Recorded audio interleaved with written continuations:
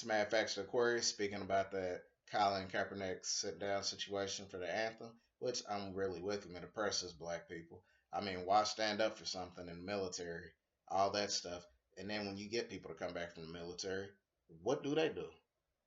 Oh, they get no help. They get messed up. They get a little tiny crappy ass check, or they go to the GA, the stupid ass assistance thing for them for their hospital, and that ain't no good. And then they have a hard time coming back and living in society. It is what it is. They barely get help, but nobody wants to bring that up. All they want to do is try to put up smoke screens so you can't see the truth and see that make Kaepernick be the villain, make him be fucking Two Face off Batman. That's pretty much what they're doing.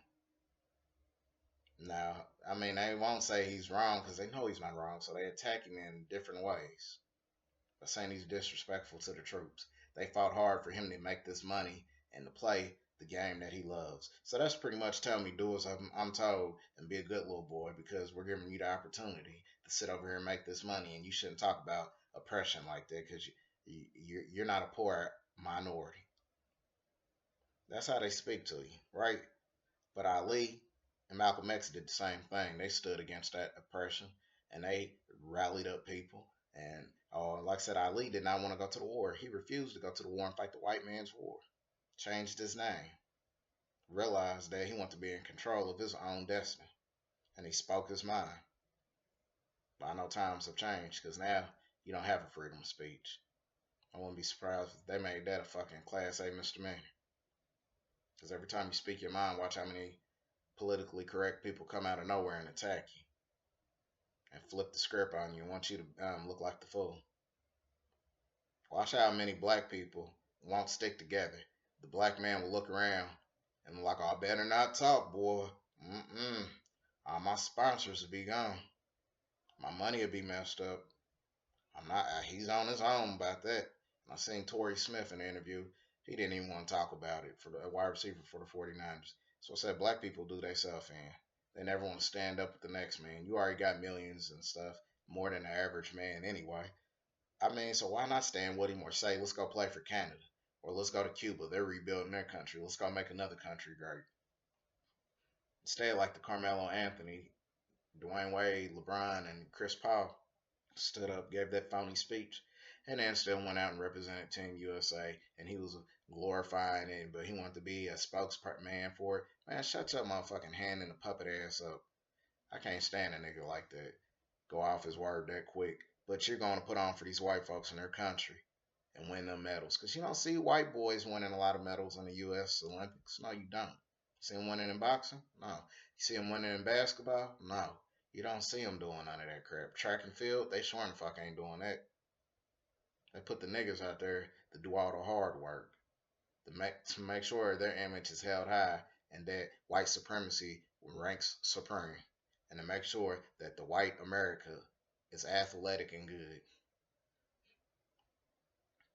Another little catchy thing that Brazil has people too as well. Different ports where the slaves were at. And those are athletes. They're good, but they're not as good as the Americans. So if Americans can be that great, they can be that great in another country and quit doing scary living and acting like plantation niggas scared to leave the plantation. Now Kaepernick had a good point though.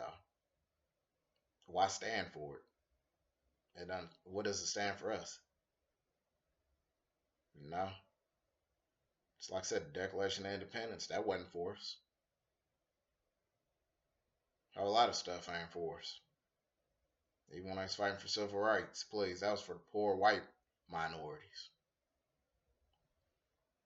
So Cap, though, he's really being a man because I thought being a man was getting it off your chest and speaking your mind and pretty much expressing how you feel.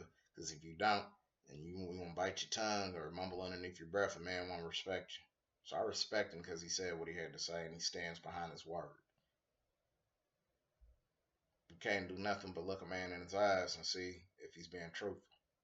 And that's what he did. And it's all on his Twitter account. So I don't know why people are really giving this brother a hard time. And many people forget the fact that he's from Milwaukee. So that outbreak that just happened and he's dealing with a racist sheriff. David Clark, a white man that's trapped in black skin. That's all it is. So he has to speak up because the people really don't have a person right now to look for. Pretty much, black people, the minorities have no minority superstar to speak for him. So he wants to be there, which is cool. Get mad respect, see how far he gets with it. But every man should be able to speak his mind and express how he feels. It's just like they said, freedom of speech, free country, all that. And what they say, the American dream, I'm going to tell you what the American dream really is.